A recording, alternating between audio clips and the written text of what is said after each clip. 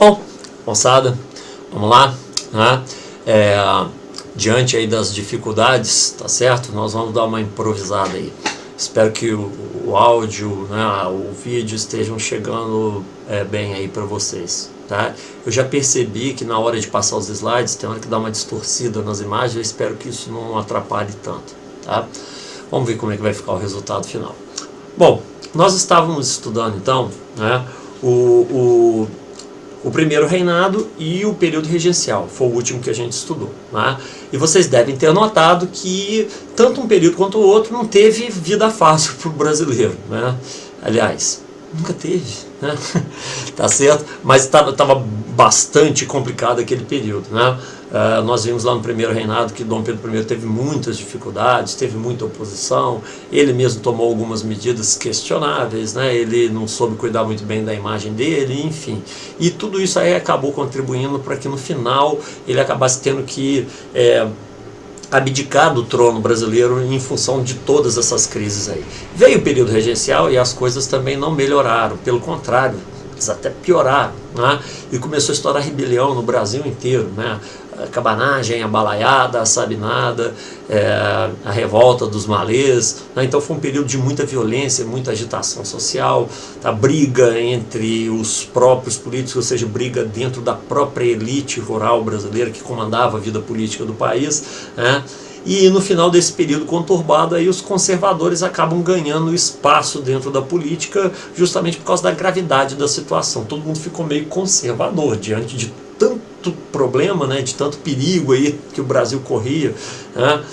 Principalmente o perigo do ponto de vista das elites, né? Mas se a gente for olhar o Estado brasileiro enquanto Estado, ele corria risco, né? Então essa maioria conservadora, que a gente viu no finalzinho do período regencial, eles anularam aquelas medidas liberais descentralizantes que foram tomadas no início do período regencial. E os liberais, para tentar recuperar espaço, o que eles fizeram? Eles saíram com aquela história lá da maioridade de Dom Pedro, né? Falando assim, o país precisa do imperador, é ele que vai dar jeito nas coisas, né? Que vai consertar esses problemas todos aí. Então a gente tem que, né, que apoiar aí a chegada do imperador ao trono, mesmo ele sendo menor de idade, a gente acha que ele já tem condição. E lançaram essa ideia aí na mídia, né? E a ideia acabou pegando, porque as coisas realmente estavam complicadas. Todo mundo falou, realmente, né, a gente precisa de colocar quem governe aí para resolver o problema. Enfim, o fato é que a ideia acabou pegando, né? A população apoiou, a classe política, principalmente os liberais, apoiavam, os conservadores pensaram o quê? Os conservadores, né, se tiver um imperador, o poder estará centralizado, e é isso que eles mais queriam. Então, para os conservadores também não era ruim.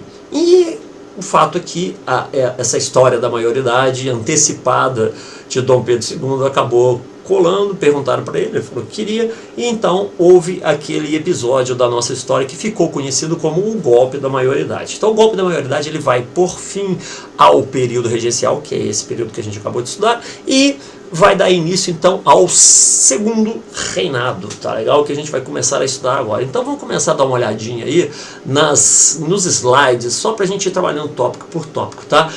Mas só uma dica. Olhem para o segundo reinado da seguinte forma. A coisa estava complicada, estava bagunçada. Era necessário arrumar a casa. E foi durante o segundo reinado que essa casa começou a ser arrumada. Que o Brasil começa a entrar no eixo, começa a entrar nos trilhos. Tá certo? Então, a gente deve enxergar o segundo reinado dessa forma, né? Quando vai chegando lá por volta de 1870, mais ou menos, né, o Brasil tinha passado já por algumas mudanças, por algumas transformações econômicas, sociais, tinha acontecido já a Guerra do Paraguai, isso mudou todo o cenário. Então o cenário que era de tranquilidade até 1870 começa a ficar bastante complicado, e aí essa monarquia, né, esse império, ele começa a entrar em decadência até o seu fim em 1889. Né? Então, dentro disso que eu acabei de falar, vocês vão notar que o segundo reinado ele teve fases diferentes, tá bom? E trabalhando os tópicos aí, eu espero que vocês consigam ter uma visão mais ampla, né, desse período. Vamos dar uma olhadinha aí, tá? Então vocês estão vendo aí na tela, né, Segundo reinado, então vai de 1840, o que aconteceu em 1840? Golpe da maioridade. 1889, o que acontece aqui? Um outro golpe, o golpe republicano, desfechado pelo exército, né? Exército brasileiro, que agora está tão em voga, está todo mundo pedindo intervenção militar, então houve uma intervenção militar aqui em 1889. Até para falar a verdade, quando Dom Pedro I abdicou, o exército também participou das manifestações aí contra o imperador, tá certo? Então, começa com o golpe da maioridade e termina com o golpe republicano. Né? E vocês têm aí na tela os partidos políticos que existiam naquele período. Né? Eles foram formados aí na realidade na passagem do período regencial para o segundo reinado, que foram então os partidos liberal e o partido conservador. Como a gente já viu, o partido liberal queria um governo descentralizado, com maior autonomia para as províncias, para os municípios. Já o partido conservador, ele queria um poder mais centralizado, mais voltado então para o Rio de Janeiro, né, que era então aí a capital do Brasil, tá certo, naquela época. Tanto o Partido Liberal quanto o Partido Conservador, nós já vimos, eles eram representantes dos interesses básicos aí da elite rural brasileira, tanto um quanto o outro. Então, basicamente, eles queriam as mesmas coisas, eles tinham os mesmos interesses. Tá? E o que eles tinham de diferente era somente isso. O liberal a favor de um governo descentralizado e o conservador favorável a um governo centralizado. Confere? Vamos ver o próximo slide. E aí, como eu estava falando para vocês, o segundo reinado, né, é um período onde você vai ter aí diferentes fases. Então nós teremos aqui a primeira fase, que vai de 1840 até 1850, que foi o período de arrumação da casa. Vocês estão vendo aí, né? Pacificação e consolidação do Estado Nacional. Colocar o Brasil nos eixos. De 1850 até 1870 nós tivemos um período de apogeu, de auge desse império, né? Com crescimento econômico, teve industrialização, finalmente, né? Começou a ter uma industrialização no Brasil, importantes transformações econômicas e sociais, né? E teve a Guerra do Paraguai, capítulo à parte aí do segundo reinado, tá? Que nós vamos também ver aí nos próximos slides, correto? E depois nós vamos ter aqui a terceira e última fase, essa que vai de 1870 até 1889, então já é a fase de decadência do Império, problemas relacionados lá à Guerra do Paraguai, uma crise econômica que se instalou muito em função da Guerra do Paraguai também, aquelas mudanças, transformações econômicas todas, né, foram ingredientes aí que entraram em ebulição aí e acabaram provocando o fim da monarquia no Brasil e o início do governo republicano. Tá? Vamos dar uma olhadinha no próximo slide. Política interna. Então vejam bem, nós estávamos vendo aí, certo, os slides, e vimos que então o segundo reinado ele tem três fases. A primeira, 1840 até 1870, período de arrumação da casa. A segunda fase, de 1850 até 1870, período de auge e apogeu, né? Estava tudo entre aspas, estava tudo dando certo. E depois a terceira fase, que aí as coisas já não estavam dando mais tão certo assim, né? Mudanças econômicas, sociais, aquela coisa toda, né? Guerra do Paraguai, crise econômica e pronto, tá? A monarquia acabou. Tá? E vocês viram nesse último slide lá a política interna. A política interna, como eu falei para vocês, é um assunto que teve muito voltado para tentar resolver os problemas que o país estava atravessando, principalmente aqueles relacionados às rebeliões que estavam acontecendo no Brasil e uma crise econômica. Tá? E vamos ver então agora, nesse slide que vocês acabaram de dar uma olhadinha, mas vamos ver por tópico agora, quais foram os acontecimentos mais importantes e a relação que eles têm com esse processo de arrumação da casa do segundo reinado. Vamos dar uma olhadinha. Bom, então vocês têm aí, né? Política interna, nós temos aí o primeiro tópico, Ministério dos Irmãos. Esse Ministério dos Irmãos aqui tinha esse nome por causa do domínio lá dos irmãos Andrada, né? Muitos deles ligados aí ao Partido Liberal. Tá? O que aconteceu, gente? Quando teve o golpe da maioridade, o Partido Liberal foi o partido que deu a ideia. Tá? Aí quando o imperador chegou ao trono, foi coroado, teve cerimônia, lá muito bacana lá no Rio de Janeiro, né? Muita pompa e circunstância. Os liberais se aproximam do imperador e chegam com essa conversa, né? Falam, imperador novo, né? Governo novo, nada melhor do que trocar essa Câmara que está aí, vamos fazer então novas eleições, né? Mas para fazer novas eleições, claro, o ministério também tem que ser novo. O ministério era tipo um conselho, né? Um conselho de ministros lá que auxiliava o imperador no governo. Enfim, né? O imperador então, seguindo essa conversa, né, ele caiu nesse 7-1 aí dos liberais e acabou montando um ministério composto somente por liberais, né? Aí, o que os liberais fizeram? Organizaram as eleições. Tá, vamos fazer eleição, tal, tá. E foram organizando as eleições. Só que essa organização foi uma desorganização. Ou seja, eles montaram um esquema para que eles, os liberais, ganhassem, então, essas eleições, né? Então, teve todo tipo de fraude que vocês conseguirem imaginar. Tá? Na hora que vocês estiverem lendo, estudando esse assunto aí, vocês vão ver que as fraudes, elas eram comuns já no nosso país desde aquela época, né? Então teve muita briga, teve confusão, teve violência, né? E acabou então que essas eleições organizadas por esse Ministério dos Irmãos aí acabou ganhando um apelido. Dê uma olhada. Essas eleições ficaram conhecidas como as eleições do cacete, tá? Nominho estranho, né, para uma eleição, mas acabou pegando esse nome justamente por causa dessa violência toda aí, né, dessa confusão toda que foi gerada em boa parte por conta dessas fraudes aí já montadas para que os liberais ganhassem então essas eleições. Eu sei que não pegou bem, a coisa ficou bastante complicada e aí foi a vez dos conservadores se aproximarem do imperador e falar: imperador, tá vendo aí, permitiu que os liberais voltassem ao poder, né? Eles já tiveram no poder aí lá no período regencial, o senhor viu a bagunça que ficou, né? Então o Brasil estava uma confusão danada, tudo por culpa dessas ideias liberais aí. O senhor tem que novamente se aproximar dos conservadores, então permitindo que os conservadores governem junto com o senhor, né? E vamos anular essas eleições do cacete, porque pegou mal a eleição do cacete, tá? Bom, e aí o que acontece? As eleições do cacete, essas eleições de 1841, elas foram então anuladas, foi demitido o Ministério dos Irmãos, lá dos liberais, né? E foi convocado um ministério composto só por conservadores, né? E aí eles organizaram outras eleições. Quais? Essas eleições aqui de 1842. E adivinha? Os conservadores venceram. Eles usaram basicamente as mesmas estratégias, tá? Eles só tomaram um pouquinho mais de cuidado para que a coisa não ficasse muito evidente, assim, de que teve fraude e tal, né? Mas de qualquer maneira os liberais não aceitaram o resultado das urnas, falaram: teve fraude, e teve mesmo, né? Vai ter que anular tal, e não, chega desse negócio de anular a eleição, senão não vai acabar nunca essa história, né? E aí então os liberais revoltados resolvem fazer revoltas liberais no ano de 1842 por conta do resultado das eleições aqui, né, de 1842. Então vão estourar revoltas em São Paulo, né, e em Minas Gerais. Essas revoltas lideradas aí, então pelos liberais contra os resultados das urnas ficaram conhecidas como as revoltas liberais de 1842, né?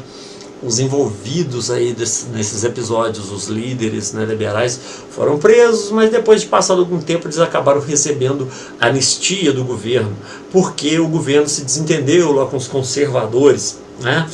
E isso acabou fazendo com que o governo montasse novamente um ministério composto por liberais, né, e se aproximando novamente dos liberais e se afastando dos conservadores. E é nesse período então que acontece essa anistia aí aos liberais. Foi muito bem, vamos dar mais uma olhadinha aqui no slide. Então olha aí, no ano de 1847, né, como uma tentativa de dar assim um maior ar de modernidade para o governo monárquico, então o governo monárquico resolve criar instalar aqui no Brasil um parlamentarismo, tá? Só que esse parlamentarismo ele ficou conhecido como parlamentarismo, como vocês viram aí, vamos ver de novo, parlamentarismo às avessas, tá? Por que às avessas? Porque o modelo clássico de parlamentarismo monárquico é o da Inglaterra. E como que funciona o parlamentarismo lá na Inglaterra? O povo, vou colocar povo aqui entre aspas, porque naquela época o voto ainda era censitário, mesmo lá na Inglaterra, né? Não era todo mundo que participava das eleições, mas enfim, a base, né? O povo votava para eleger a Câmara, né? No caso lá da Inglaterra, a Câmara dos Comuns, né? Porque a Câmara dos Lordes era uma eleição à parte e tal, mas de qualquer maneira tinha eleição para a Câmara dos Lordes também, né? Então lá é um sistema bicameral como é o do Brasil atualmente. Nós temos a Câmara do Senado e a Câmara dos Deputados. Lá eles têm a Câmara dos Lordes e a Câmara dos Comuns, né? Enfim, eleições lá para a Câmara dos Comuns. A Câmara dos Comuns junto com a Câmara dos Lordes vai então eleger o primeiro-ministro, e o primeiro-ministro vai governar. Ou seja, a coisa vai de baixo para cima, tá joia? Aqui no Brasil era o contrário, tá certo? Esse parlamentarismo era um parlamentarismo às avessas. Por quê? Era o imperador que escolhia o primeiro-ministro montava o gabinete, que é aquele conselho ministerial, o ministério, e esse ministério, via de regra, fraudava as eleições para poder compor a Câmara de acordo com aquele grupo político que estivesse dominando então o ministério, né? Portanto, nós percebemos que o modelo era o inverso do modelo inglês. Por isso, então, esse parlamentarismo aí, né, improvisado, ficou conhecido como parlamentarismo às avessas, né? Aí muita gente pergunta por que fizeram parlamentarismo assim, era para o imperador continuar mandando, para que parlamentarismo? Como eu falei no começo, era para dar um ar de modernidade, para dar um ar liberal para o governo monárquico, para não ficar estabelecido que era aquela coisa muito fechada, um governo, né, antiquado e tudo mais, né? Enfim, é um marketing, né? Vamos continuar olhando aí nosso slide. E no ano de 1850, o que foi que ocorreu? Nós tivemos aqui aquilo que ficou conhecido como Ministério da Conciliação, em 1850, tá? O que foi esse negócio do Ministério da Conciliação? Liberais e conservadores se deram as mãos. Amiguinho, como é que vai? Tudo bem? Tudo jóia? Tranquilo? Como é que vai? Tá, beleza? Tudo jóia, né? O que aconteceu? Houve uma composição. Conservadores e liberais passaram a compor em conjunto o ministério, tá? Então você teve um ministério composto tanto por liberais quanto por conservadores. Isso foi resultado do quê? De uma política de ajuste, de aproximação entre liberais e conservadores. Até porque essa aproximação não era tão difícil assim, uma vez que os interesses, tanto de liberais quanto de conservadores, eram mais ou menos os mesmos, né? Então já existia uma certa tendência a haver essa aproximação, né? Na medida em que a situação econômica do Brasil foi melhorando, que as coisas foram se acalmando, que as rebeliões foram acabando no Brasil, né? Aí houve esse clima romântico aí, né, entre liberais e conservadores, daí a aproximação e esse casamento aí entre liberais e conservadores, que ficou conhecido então como o Ministério da Conciliação.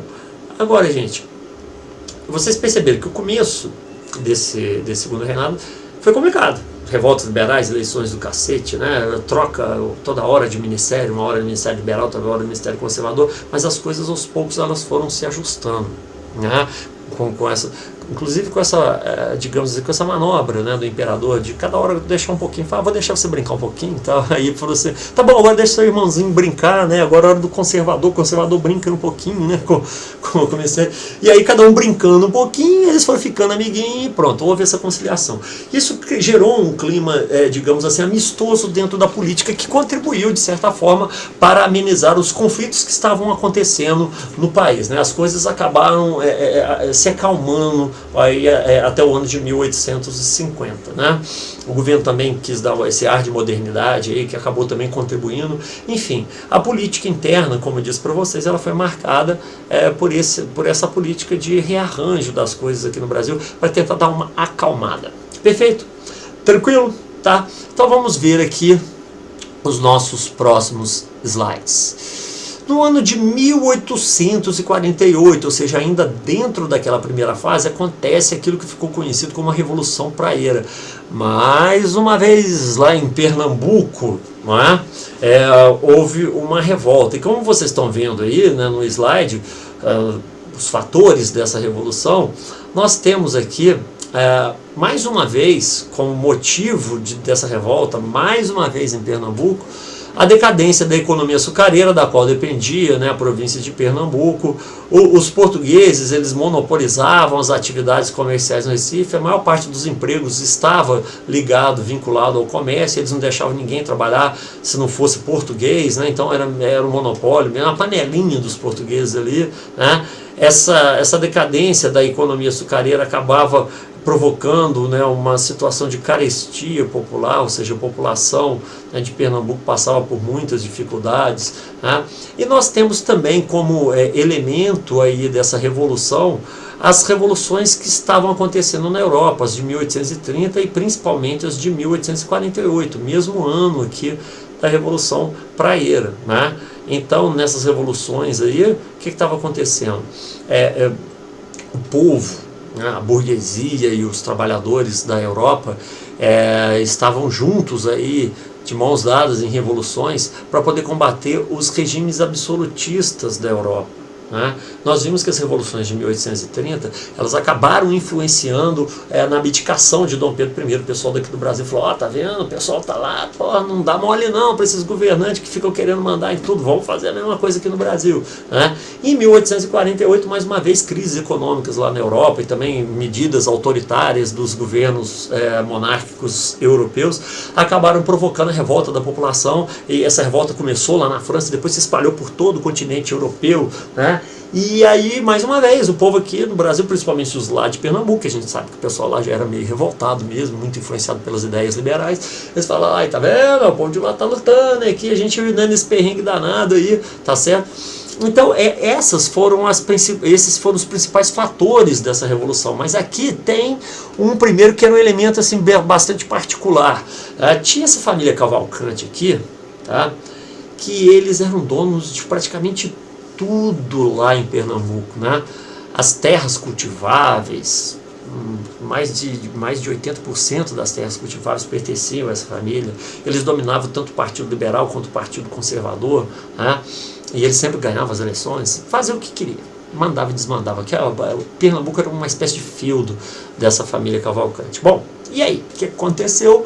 O pessoal cansado de tentar participar das eleições, tá, fazer valer a vontade política deles, então uma elite menor, né, percebeu que o único jeito de conseguir alguma coisa lá em Pernambuco seria se aproximar do povão, né, das classes mais baixas, conseguir o apoio desse povão e com o apoio do povo, né, conseguir derrubar aí esse monopólio, essa hegemonia da família Cavalcante, né. E aí o que acontece foi isso, né? Eles se aproximam de líderes populares, né? Lideranças populares, e aí vão participando de eleições, só que essas eleições acabam não resultando em vitória para o lado deles, né? Você sabe que o povão naquela época não votava, né? Então eles tinham apoio das classes mais baixas, apenas para efeito de pressão política, porque o povo realmente ele não participava, o povão mesmo não participava das eleições, então eles não tinham peso na hora do voto. Então acabava que as eleições sempre acabavam dando vitória. Aí o pessoal falou, por eleição a gente não vai conseguir nada não, então o único jeito de a gente tirar esses Cavalcantes vai ser na base da porrada mesmo, né? E aí teve um episódio lá de uma eleição que foi prometido alguns cargos para o partido que foi criado, né, por essa elite menor, que foi o Partido da Praia, ou o Partido Praieiro, daí o nome da Revolução Praieira, né? Então foi prometido alguns cargos para esse Partido da Praia e esses cargos não foram dados para eles, né? E aí eles falaram, bom, então nós fomos traídos, tal, e o pessoal só deu esses cargos por causa da pressão popular. Entendeu? Eu falei, não vamos criar encrenca com o povo, não, vamos prometer alguns cargos. E no final das contas acabou não sobrando nada para os praieiros. E aí então eles resolvem partir para porrada, influenciados, como eu disse, pelos acontecimentos lá da Europa também, que inclusive naquele momento, né, estava tendo a influência do socialismo, né? Então lá na Europa em 1840 já estava tendo essas ideias socialistas, e elas acabaram influenciando esses líderes populares, principalmente Borges da Fonseca, que foi o principal líder desse movimento rebelde aí, tá certo? E então o que aconteceu, né, foi que eles pegaram aí em armas e resolveram então dar início ao movimento revoltoso, né? Quais eram as propostas desse movimento? Acesso de todos ao comércio, uma reivindicação de caráter popular, regulação da jornada de trabalho e dos salários, mais uma de mais uma também vinculada aí às classes mais baixas, né? Implantação de uma república, então o movimento tinha caráter republicano, voto universal, né? Aí temos aí também o caráter popular dessa revolta, né?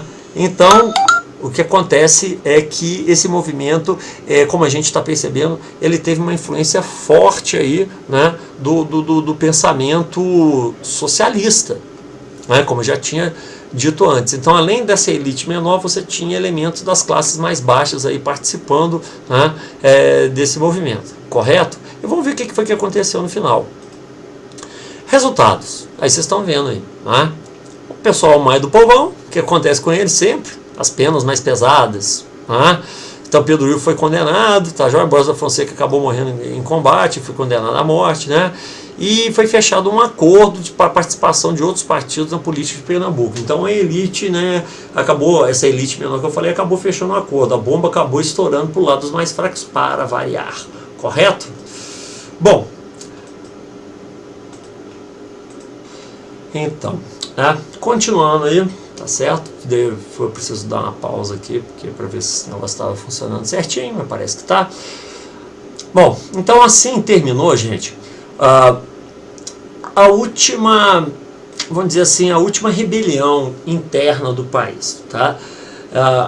Essa Revolução Praieira, ela é um marco importante aí dentro do Segundo Reinado, porque marca o fim das confusões, marca o fim das revoluções, das rebeliões que estavam acontecendo, desses conflitos, dessa violência toda que estava acontecendo. Foi a última rebelião interna que teve no Brasil, tá? A outra que iria ter, né, foi o fim da monarquia, o golpe republicano, que nem chegou a ser uma revolução, um movimento rebelde, digamos assim, não houve conflito armado nem nada, né?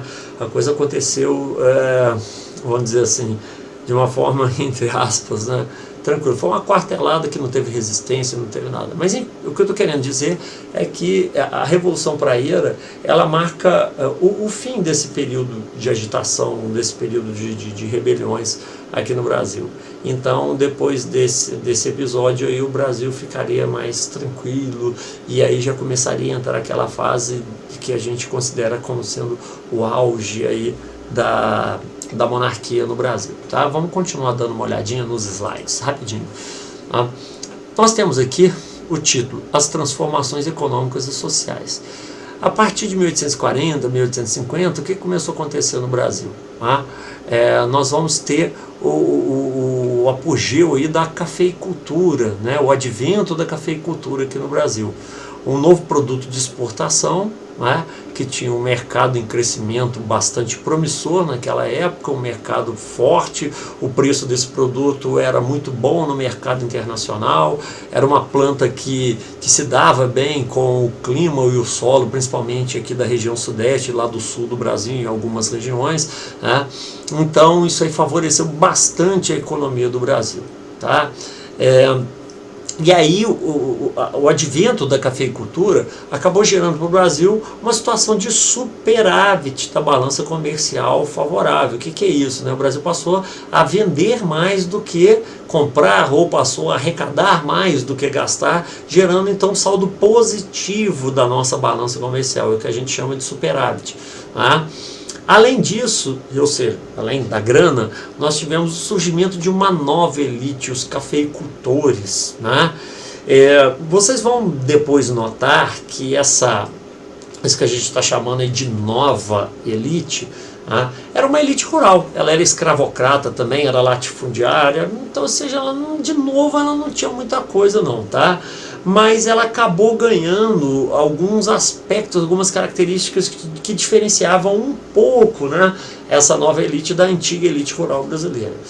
Primeira questão regional, a antiga elite rural brasileira ela estava ainda muito vinculada ao setor da cana-de-açúcar, né, aquelas famílias tradicionais do Nordeste brasileiro, né, muitas delas assentadas lá no Rio de Janeiro, próximas ao poder central, mas oriundas do norte e nordeste do nosso país, né? Já essa nova elite, ela já era uma elite mais da região sudeste, região sul, né? Além dessa diferença regional, tinha também uma diferença de mentalidade. né, esse pessoal eles estavam muito ligados ao comércio, aos ingleses, eles tinham muito contato com os comerciantes ingleses, alguns deles viajavam para a Europa, né, para a Inglaterra, e nesse contato que eles tiveram com o setor do grande comércio de exportação, desse contato mais direto com os ingleses, eles foram adquirindo uma mentalidade mais capitalista, menos colonial, no sentido assim de não estar tão enraizado nessa coisa da terra. Então eles estavam muito mais ligados nessa coisa do movimento do capital, de ganhar dinheiro, e nem tanto a coisa da terra, da fazenda, assim, né? Então eles tinham uma mentalidade, um espírito mais empreendedor, né? Estavam um pouco mais aberto a novas ideias do que a antiga elite rural. E um detalhe importante: como eles estavam chegando, eles eram novos no pedaço, né, eles não conseguiam o mesmo espaço dentro do cenário político que a antiga elite rural tinha. Isso incomodava essa nova elite. Nós vamos ver que isso lá na frente vai dar um probleminha. Não vou preocupar um pouco com isso agora não. Lá na frente a gente fala sobre isso. Mas vamos dar mais uma olhada no slide. Né? Essa nova elite, aqui, a elite cafeeira, né, que surgiu por causa então do café, ela teve também uma questão regional aqui dentro da própria região sudeste, né, de divisão. Tem aqui o Oeste Paulista e aqui embaixo o Vale do Paraíba. Qual que é a diferença? Vocês estão vendo. Né? O Oeste Paulista tinha uma mentalidade mais empreendedora, mais progressista, igual essa que eu estava acabando de falar para vocês. O pessoal do Vale do Paraíba, apesar de também ser composto por cafeicultores, eles tinham uma mentalidade mais conservadora, escravocrata, mais semelhante daqueles antigos latifundiários do norte e do nordeste do Brasil. Tá? Então eles não se distinguiam muito não. O que aconteceu? O pessoal aqui da Oeste Paulista teve maior progresso econômico, enquanto que essa região do Vale do Paraíba, ali mais próximo do Rio de Janeiro, né, foi um pessoal que começou a entrar em decadência, né, uma decadência econômica, e depois acabou que até muitas fazendas acabaram fechando, entrando em estado de falência, né, e acabou virando uma região meio morta do ponto de vista econômico. Né. Muitas cidades que existiam no século XIX, na virada do século XIX para o século XX, estavam já desertas, né, dessa região aqui, enquanto o Oeste Paulista continuava progredindo. Muito disso ligado a essa mentalidade aqui. Tá? Às vezes aparecem questões de prova de vestibular tratando da diferença de mentalidade dentro da elite, considerando essas duas regiões. Bom, outra questão que nós tivemos aí dentro desse período entre 1850 e 1870 foi a crise do escravismo. Né? O que acontecia, gente? A Inglaterra, ela vinha pressionando o Brasil para acabar com o tráfico de escravos desde a época em que a família real veio para cá, para o Brasil. Lembra daqueles tratados de 1810? Então, lá a Inglaterra já estava pressionando o governo para acabar. E o governo sempre fazia lei, falava assim, não, vamos fazer uma lei aqui, né, para poder combater o tráfico, né? Naquela época o tráfico não tinha esse sentido que tem hoje. Né? O tráfico naquela época queria dizer comércio. Mas nós vamos ver lá na frente que esse comércio legal, ele acabou se tornando um comércio ilegal e continuou sendo chamado de tráfico. E com o passar do tempo, né, como muita gente continuou realizando esse comércio de escravos, que a partir de um determinado momento, nós vamos ver daqui a pouquinho, passou a ser ilegal, a palavra tráfico acabou ficando vinculada aí a essa ideia de coisa ilegal, de comércio de coisas ilegais. Né? Mas enfim, o fato é que a Inglaterra pressionava muito o Brasil, né, para acabar com o tráfico de escravos, para que gradualmente o número de escravos fosse sendo reduzido e aos poucos fosse sendo implantado no Brasil o trabalho assalariado. Né? Por quê? A Inglaterra estava de olho no crescimento do mercado consumidor. Quanto mais trabalhador assalariado, mais gente com dinheiro no bolso para poder comprar os produtos ingleses. Né? Esse era o maior interesse que a Inglaterra tinha. Isso sem negar, né, que pessoas bem intencionadas, claro, sempre tem, né, estavam realmente preocupadas com a questão humanitária envolvendo a escravidão. Mas por trás disso tudo tinha, lógico, um interesse econômico que era na ampliação do mercado consumidor. Então essa pressão da Inglaterra acabou provocando o Brasil, desde o início da presença da família real, a edição de diversas leis. Né? Só que a maioria dessas leis eram leis que não eram cumpridas. Brasil, né? Então, essas leis eram feitas só para os ingleses verem que o governo estava fazendo alguma coisa, mas o governo fazia a menor questão de fazer essa lei funcionar, né? Então acabou ficando famosa essa frase, né? Faz esse negócio aí, isso aí é só para inglês ver. Muita gente fala isso. O pessoal mais antigo, pelo menos o pessoal mais novo, não costuma usar essa expressão, mas pode ser que alguns de vocês aí já tenham ouvido falar nesse negócio, né? Mas enfim, acabou ficando famosa essa frase. Isso é só para inglês ver. Vem dessa época aí, né? Mas chegou uma hora que a Inglaterra cansou dessa palhaçada e falou assim: vocês não vão fazer nada não, então nós é que vamos fazer, tá joia? Vamos ver aqui, tá? O que aconteceu, né?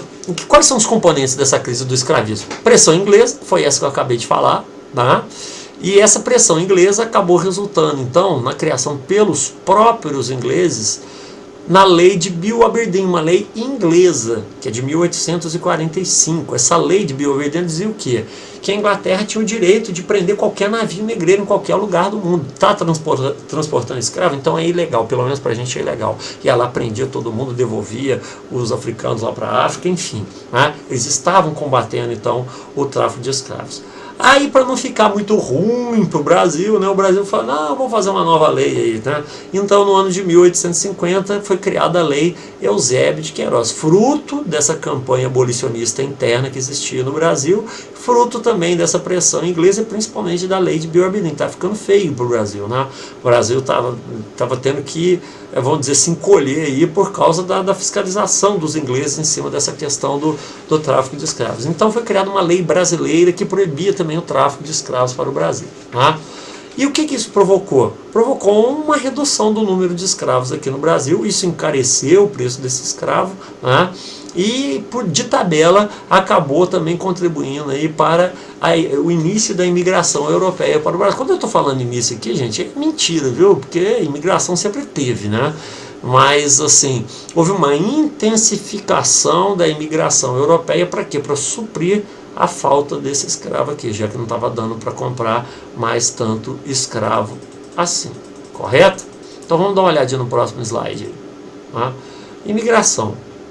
Vocês estão vendo, sistema de parceria, sistema de colônia, não me preocupe muito com isso aqui não. Isso aqui foram sistemas para poder adaptar o trabalhador imigrante aqui. Nenhum dos dois, nem o de parceria, nem o de colonato, deu certo, né? E pelo fato de ter dado certo, os imigrantes eram muito maltratados aqui no Brasil, principalmente, né, imigrantes italianos aí. Então todos eles eram muito maltratados pelos donos de terra, porque esses donos de terra estavam acostumados com o quê, gente? Estavam acostumados a lidar com escravo. Queria tratar o imigrante da mesma forma. O imigrante não aceitava, ele vinha de uma outra cultura, ele não era escravo, né? Já há séculos que não existia escravidão lá na Europa, enfim, né? Esses caras não aceitavam isso, se rebelavam, teve rebelião de imigrantes, briga e tal, enfim. E muitos desses imigrantes começaram a pegar terra que não... Essa terra de alguém? Não de ninguém. Começaram a plantar lá. E ia formando fazenda. Eles começaram a fazer desse jeito, né? E aí os latifundiários, os donos de terra aqui no Brasil reclamaram para o governo. Falaram: peraí, a gente está trazendo esse pessoal de fora aí para vir trabalhar para a gente e de repente os caras estão virando nosso concorrente. Então, se for desse jeito, não precisa de imigrante. Para quê? O imigrante era para trabalhar para a gente, para resolver o nosso problema de mão de obra aqui, enfim, né? E aí o governo então resolve fazer o quê?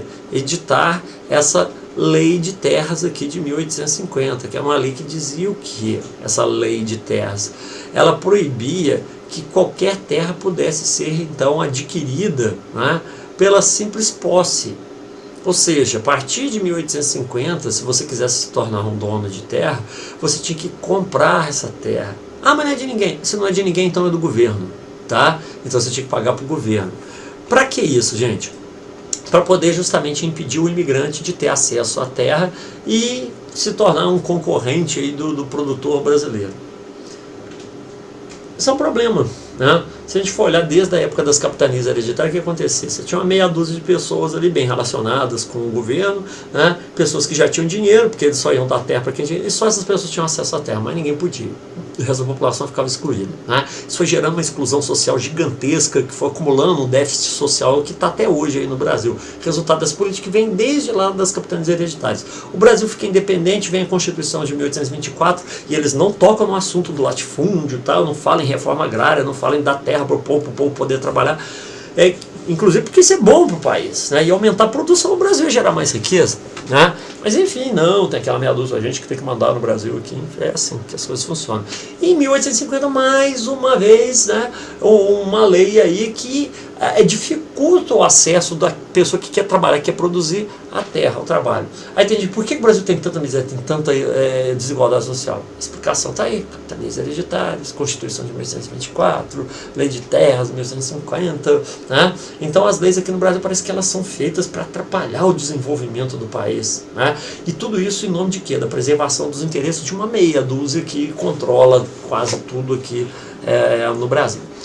Mas enfim, né? Ver outros desdobramentos aí. De qualquer forma, a vinda desses imigrantes acabou e a crise da mão de obra escrava acabou provocando o crescimento do trabalho assalariado, aumentando aí o mercado interno brasileiro, né, o mercado consumidor interno, né? E junto com esses trabalhadores vieram novas mentalidades, uma mentalidade ligada ao sindicalismo, ao anarquismo, ao socialismo. Então eram ideias, não vamos dizer assim que eram novidades, né, que não existia aqui no Brasil, porque a gente viu, né, que na Revolução Praieira teve influência já do socialismo. Então já existiam essas ideias aqui, mas elas não eram tão presentes, não eram tão divulgadas. Como a quantidade de imigrantes aumentou muito, eles já vinham com essas ideias na cabeça, essas ideias começaram a se disseminar aqui no nosso país com uma maior intensidade, tá? Então isso também é consequência aí, né, da imigração, que tem a ver com a crise do escravismo, né? E nós vamos ver que isso aí também acabou gerando um impacto na nossa economia, todas as mudanças. Quer ver? Vamos dar uma olhadinha aí, de novo, né, nos slides. Vamos dar uma olhada no próximo slide. Tá, vamos lá, aqui está aqui. Ainda dentro do assunto transformações econômicas e sociais. Nós tivemos um surto industrializante, né? Pela primeira vez nós vamos ter assim um crescimento um pouquinho maior da nossa industrialização. Professor, por que teve industrialização? Vamos dar uma olhada aqui nos fatores, né? Então vamos lá, capitais disponíveis. Ah, tinha grana? Tinha. Vinha da onde? Da cafeicultura. Lembra que eu falei que o café estava dando muito dinheiro, Brasil superávit, vocês estão lembrados, né? Então, pois é. Então, estava tendo dinheiro. E tem aqui também o fim da importação de escravos, né? Então, com a lei lá de Bill Aberdeen e a lei Eusébio de Queiroz, acabou acontecendo o que no nosso país, tá? Bom, gente, vamos voltar aí, né? Vocês perceberam que eu dei uma pausazinha, né? Apareceu um negocinho aí, foi porque eu dei pausa. Beleza? Tô aqui, cadê? Sai daqui, pronto. Voltei. Tive que dar uma paradinha para resolver o problema. Esquece a cabeça com isso não. Vamos lá. Continuando, né? Vocês estão vendo aí, né? Então, capitais disponíveis que vinham da cafeicultura, a cafeicultura estava dando dinheiro, e o fim da importação de escravos por causa da lei Eusébio de Queiroz, a lei de Bill Aberdeen, né? Então, isso acabou fazendo com que os fazendeiros, né, não gastassem mais tanto dinheiro se comprando escravo. O escravo ele era caro, né, na hora de você comprar. A escravidão ela era uma mão de obra barata, por quê? Você fazia um investimento inicial alto, mas na hora de comprar ele era caro, não era qualquer um que tinha dinheiro para comprar um escravo, principalmente um escravo novo, forte, já recém-chegado da África. Então era um escravo caro, né? Mas compensava, por quê? Porque esse cara ia trabalhar para você, né, de repente ele 20 e poucos anos, né? E diluído nesse tempo aí o investimento saía bem mais barato que o trabalho assalariado, né? E no início da colonização, né, se você fosse tentar trazer mão de obra de algum outro lugar, você ia ter que pagar salário muito alto. Quem que vai sair lá da Europa para vir no meio da selva, né? Então acabou fazendo com que você tivesse toda uma estrutura econômica, cultural voltada para a escravidão. E as pessoas acabaram ficando apegadas a isso aí, né, aqui no Brasil.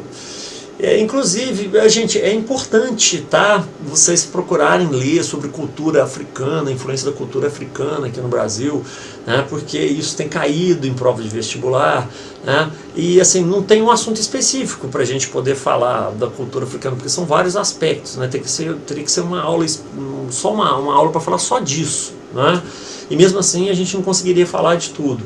Por isso que eu estou dando essa dica para vocês procurarem informações sobre cultura africana, cultura indígena também, né? Para que vocês não sejam pegos de surpresa aí numa prova de vestibular tratando desse assunto de uma forma um pouco mais aprofundada, né?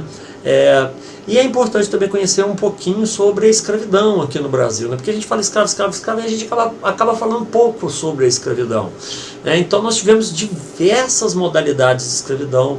Não era em todo lugar que a escravidão acontecia do mesmo jeito. Tinha lugar que a relação entre o cara que era o dono do escravo e o escravo era mais branda. Outras regiões era uma situação mais conflituosa entre o dono de escravo e o escravo, né? Tinha uma espécie de hierarquia também dentre os escravos, assim, né? A pessoa que trabalhava na casa grande estava, digamos assim, numa posição superior, né? Tinha um trabalho mais tranquilo, acabava criando até um certo laço de amizade com os patrões, né? Patrões não, com os senhores, né? Que eles eram donos. Enfim, você vai encontrar, vamos dizer assim, uma diversidade muito grande, né, dentro daquilo que a gente chama de escravidão. Houve diversas formas de escravidão aqui no Brasil. E tem caído. Vou dar só eu não vou falar sobre esse assunto, tá? Mas vou só dar uma dica. O que é escravo de ganho? Já caiu mais de uma vez em prova de vestibular, tá? Questões tratando sobre o que é escravo de ganho. Dá uma pesquisada nisso aí. Mas enfim, voltando mais ao foco aqui, né? Então, o que acontecia é que com o fim da importação de escravos, né, o dinheiro que era gasto então na compra desse escravo acabou sendo canalizado para outras atividades, dentre elas o comércio e a indústria, tá? Então foi dessa forma que o fim da escravidão acabou provocando também, né, contribuindo para que houvesse industrialização no Brasil, porque você teve capital que deixou de ser gasto na compra desse escravo e acabou indo para a indústria, para o comércio, para outras atividades, né? E aqui você tem o fim do tráfico de escravos, provocando o quê? O crescimento do trabalho assalariado, né? À medida que o número de escravos ia diminuindo, você tinha que contratar pessoas para trabalhar no lugar dele e muitas vezes você tinha que pagar salário. Então, o trabalho assalariado no Brasil, ele foi aos poucos, a partir de 1845, 1850, ele foi aos poucos crescendo aqui no nosso país, fazendo aumentar gradativamente o mercado consumidor interno, né? E aumentando o mercado consumidor interno, você vai ter mais chance de vender seus produtos industrializados para esse mercado, certo? E por fim, né, eu estou colocando aqui por fim, a tarifa Alves Branco. O que foi esse negócio da tarifa Alves Branco aqui de 1845? Lembra que eu falei para vocês que a Inglaterra vinha pressionando o Brasil? Pois é, isso provocava muita briga entre Brasil e Inglaterra, né? Essa coisa da Inglaterra querer acabar com o tráfico de escravos no Brasil. Enfim, né? Aí o que aconteceu? O governo meio que se chateou, né? Teve lá a lei de Bill Aberdeen, 1845, né? Então o pessoal falou assim, esses ingleses estão fazendo isso, vamos sacanear esses ingleses aí também, vamos fazer um negócio aqui, tá? E fizeram essa tarifa Alves Branco aí. O que foi essa tarifa Alves Branco? Era uma lei, melhor dizendo, que aumentava as tarifas de importação, as taxas de importação. Então os produtos que entravam no Brasil tinham que pagar uma taxa maior. E dentro desses produtos estavam os produtos ingleses, né? O que aconteceu? Os produtos ingleses, ao entrar no mercado brasileiro, entravam bem mais caros. E aí muita gente começou a desanimar de comprar os produtos ingleses. O Brasil estava sacaneando a Inglaterra, tá? Mas sem querer querendo, acabou ajudando aquelas pessoas que já estavam investindo em indústrias, em pequenas indústrias aqui no Brasil. Porque como os produtos ingleses ficaram mais caros, então a procura pelos produtos brasileiros, nacionais, aumentou. Então isso estimulou a industrialização aqui no Brasil. Entendeu? Tá? Vamos continuar dando uma olhada aí nessas mudanças, né, que estavam ocorrendo no nosso país aí nesse momento. Né? E quais foram então as consequências desse surto industrializante? Urbanização, as cidades começaram a crescer de forma mais rápida, surgimento de uma nova classe social, no caso a burguesia industrial nacional, que era uma classe social que não existia, o surgimento do operariado, que era uma classe também que não existia no Brasil e passou a existir, né? E o crescimento do mercado interno, né? Então houve uma dinamização da economia interna no Brasil nessa época, e ligado a essas mudanças que a gente viu, esses fatores que promoveram a industrialização. Então isso aqui são consequências da industrialização. Ficou claro para vocês? Tá? Então, Agora é hora de falar então da política externa. Olha, gente, essa parte que a gente acabou de explicar, essas mudanças econômicas, sociais, elas são muito importantes para vocês entenderem depois, lá na frente, o fim da monarquia, tá bom? Então guardem essas informações aí. Bom, vamos falar aqui da política externa. O primeiro assunto da política externa é essa questão Christie. Vocês estão vendo, naufrágio de um navio, prisão de marinheiros, rompimento do Brasil com a Inglaterra, que foi a consequência desses dois episódios aqui, né? Então teve esse navio aqui, Príncipe de Gales, né, ou Prince of Wales, que naufragou em 1861, a carga ficou boiando, o que aconteceu? A galera foi lá e deu um jeitinho na carga, tá? E aí isso gerou um problema diplomático entre Brasil e Inglaterra. Na época, o diplomata inglês que cuidava das relações entre Brasil e Inglaterra era um inglesinho chamado William Christie. Esse William Christie era um criador de caso danado, né? Criou um sebo danado, que você fala, pô, um absurdo, roubaram a carga e tal. E aí, o que ele queria? Ele exigiu que o Brasil pagasse uma indenização pelo sumiço dessa carga. Né? Falou, o governo brasileiro vai ter que pagar. Só que o governo brasileiro ainda estava investigando para saber quem é que tinha roubado, o que tinha acontecido com a carga e tudo mais. Mas ele não queria saber. Ele falou assim, não, se alguém vai ter que investigar esse negócio, vai ter que ser a polícia da Inglaterra, porque essa policinha que vocês têm aqui não vale nada não, tá? É polícia de paizinho e não vou aceitar, eu não acredito na polícia de vocês. Você pensa bem, um estrangeiro falar isso aqui dentro do país. É um absurdo, mas foi isso que aconteceu. Falou, então eu quero que vocês paguem já a indenização pelo sumiço da carga, eu quero que a polícia inglesa que investigue esse caso aí, e eu quero que o Brasil, formalmente, de forma oficial, peça desculpas para a Inglaterra. É claro que o Brasil não aceitou. E aí, enquanto eles ainda estavam discutindo, né, o que ia acontecer em relação a essa crise diplomática, poucos meses depois, marinheiros chapados, né, encheram a cara lá no Rio de Janeiro, foram presos porque estavam aprontando bagunça lá no Rio de Janeiro. Foram presos, aí lá na cadeia eles se identificaram, tal, eles estavam paisando, não estavam com traje oficial.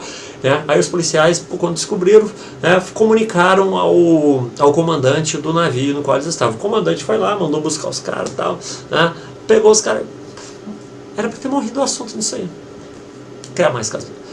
O William Christie ficou sabendo. O que ele falou? Falou, é um absurdo, como é que pode um negócio desse? Essa policinha aí prendeu o marinheiro da Inglaterra, né, fiel servidor, né, da nossa rainha, era época da era vitoriana, né, lá na Inglaterra, uma época considerada assim de auge, de apogeu, né, do império inglês no mundo. Então, esse cara falou, é um absurdo, como é que pode? Tá, pode. E falou, agora é mesmo que eu vou exigir a indenização e eu quero que o Brasil peça desculpas formais pelo naufrágio, pelo sumiço da carga e também pela prisão absurda e né, injusta desses marinheiros. Bom, a opinião pública ficou sabendo disso. A opinião pública bateu em cima, cara, jogaram pedra de pau na embaixada da Inglaterra, queimaram bandeira da Inglaterra, aquela confusão toda, né? Bom, e aí, como resolver a situação? Criou-se um impasse. Aí o que rolou? Colocaram nesse caso o arbitramento estrangeiro. Chegaram para o rei da Bélgica e falaram assim, o rei da Bélgica, professor, por que outro rei que tinha que resolver isso? Porque naquela época não tinha ONU, vocês estão ligados? Tá? Não tinha nenhum órgão internacional, não tinha OEA, não tinha nada. Nenhum órgão internacional para cuidar das relações entre os países. Então você tinha que resolver com o teu parceiro ali. Tá? E se vocês não chegassem a acordo, era tradição já você colocar o caso né, do conflito ali sob o arbitramento de algum país neutro naquela questão. Nesse caso, o país escolhido foi a Bélgica, né? Então a Bélgica que acabou sendo o juiz aí desse caso. E o que os belgas, o rei da Bélgica, Leopoldo II da Bélgica, decidiu? Decidiu o seguinte, falou, olha, o negócio é o seguinte, quem está errado nesse caso aí é a Inglaterra. Quem tem que pedir desculpa é a Inglaterra. O Brasil não deve nada para a Inglaterra. Se tiver que pagar alguma coisa, vai ser a polícia brasileira que vai, através das suas investigações aí, dizer quanto e quem tem que pagar e quem tem que pedir desculpa para quem. Mas nesse momento, quem está errado é a Inglaterra. A Inglaterra tem que pedir desculpa. A Inglaterra não pedir desculpa e isso acabou resultando no quê? No rompimento das relações diplomáticas entre Brasil e Inglaterra. Foi uma baita de uma crise. Seria mais ou menos como se hoje o Brasil rompesse relações com os Estados Unidos. Então vamos ver aqui o nosso próximo slide. Guerra do Paraguai. Cara, assunto polêmico. Tem gente pesquisando, estudando, analisando a Guerra do Paraguai até hoje. tentando estabelecer de quem que foi a culpa, quem que estava certo, quem que estava errado. Cara, é legal vocês se interarem um pouco desse assunto, tá? Porque não é fácil. Até se vocês perguntarem para mim, eu que sou professor de história, eu vou ter uma certa dificuldade de falar para você a culpa de... A minha opinião, você sabe que opinião, cada um tem a sua, né? Na minha opinião, cara, tava todo mundo errado, não tinha ninguém certo, né? E você escolher um mocinho ou um bandido nessa história, provavelmente você vai acabar cometendo erros de análise aí, né? Porque o Paraguai cometeu seus erros, o Brasil cometeu seus erros, o Uruguai cometeu seus erros, a Argentina cometeu seus erros, a Inglaterra cometeu seus erros, né? Ela tinha interesses ali na região e tudo mais. Enfim, né? Vai ser difícil você achar alguém que estava certo nessa história toda aí, né? O fato é que morreu gente pra caramba, tá? Vocês vão ver no final da história aí que o Brasil se deu mal, tá? Mas vamos tentar dar uma analisada, quais teriam sido aí os principais fatores dessa guerra, para a gente entender pelo menos um pouquinho. Aí tem aqui fatores da Guerra do Paraguai, foi uma guerra que durou de 1865 até 1870, morreu gente pra caramba, tal, né? Foi uma guerra dramática, uma guerra... A principal guerra que o Brasil se envolveu assim, diretamente, né? O Brasil teve na Primeira Guerra Mundial, na Segunda Guerra Mundial, que foram guerras maiores que a Guerra do Paraguai, claro, né? Mas o Brasil se envolve diretamente, ele é um dos pivôs aí dessa guerra, né? No caso a Guerra do Paraguai, por isso que ela é tão emblemática aí na nossa história, né? Então, se você perguntar para um uruguaio, ele vai ter a versão dele. Se você perguntar para um argentino, ele vai ter a versão dele. E né, se perguntar para o exército brasileiro, vai ter a versão. Se perguntar para os historiadores brasileiros de esquerda, de direita, cada um vai ter uma versão diferente. Mas, de uma forma geral, a gente pode considerar que a instabilidade política da região foi um dos fatores. O que a gente está chamando de instabilidade política? Bem rapidinho, tá? Países recém-formados, tinha acabado de se tornar independentes, tá? A maioria deles governados aí por ditadores ou por governos caudilhos, né? Tentando com mão de ferro aí impor a vontade deles para o restante da população, economias ainda muito fragilizadas, né? Muito dependentes da economia europeia, né? E aí o que acontece, né, cara? Isso gera instabilidade política. Então, em muitos desses países aí, golpes de Estado, tentativas de golpe de Estado eram comuns. Vamos ver o caso do Brasil, por exemplo, né? O imperador não conseguiu terminar, entre aspas, o mandato do primeiro imperador, abdicou do trono.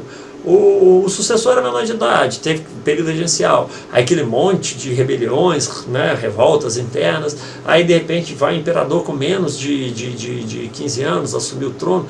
É muita instabilidade política. E nos outros países não estava sendo muito diferente, com exceção assim, do Paraguai, né, nesse caso, que não teve assim, tanta estabilidade. Depois eu vou falar um pouquinho sobre ele. Mas o fato é que esses países eram muito estáveis, muito golpe de Estado. Tal. Então, isso dificulta a relação entre as nações. Será que você pode confiar naquele governante? Você não sabe se amanhã ele vai estar no trono, você não sabe se amanhã ele vai estar na presidência da República. O Brasil é a única monarquia, né? Então, essas incertezas acabavam atrasando as negociações, e provocando muita desconfiança de parte a parte, né? E isso muitas vezes acabava terminando em conflitos, tá? E houve vários antes da Guerra do Paraguai. Então esses conflitos anteriores aí, eles acabaram sendo uma espécie de ensaio aí, de uma gênese da Guerra do Paraguai. Vamos ver aqui mais. Dificuldade de definição dos limites territoriais. Então naquela época você não tinha instrumento de medição que era preciso, né? Então tinha muita discussão. Você que está invadindo fronteira, não, esse pedaço de terra aqui é meu, tal. E isso gerava muita discussão, e essas discussões acabavam virando muitas vezes conflitos armados, né? Gerando problemas diplomáticos seríssimos. Então, está aqui embaixo, tem problemas de fronteiras, dificuldade relacionados a essa dificuldade aqui, né? E também existia um interesse muito forte das nações naquela região do Prata ali, naquela região que rolava muito comércio, rolava muita grana, então todo mundo era interessado em pôr a mão num pedacinho de terra ali naquela região, justamente por causa da quantidade de comércio que acontecia ali. E nós temos por último aqui o chamado interesse inglês em destruir um mau exemplo Paraguai. Então, de todos esses fatores que eu apresentei para vocês, o mais polêmico de todos é esse, né? O interesse da Inglaterra, que teria sido sim um dos fatores preponderantes para que essa guerra acontecesse. Bom, vou só alertar a vocês, né? A historiografia mais atualizada, ela desconsidera esse fator aí. Ela acha que a Inglaterra não teve quase que peso nenhum no acontecimento dessa guerra, tá?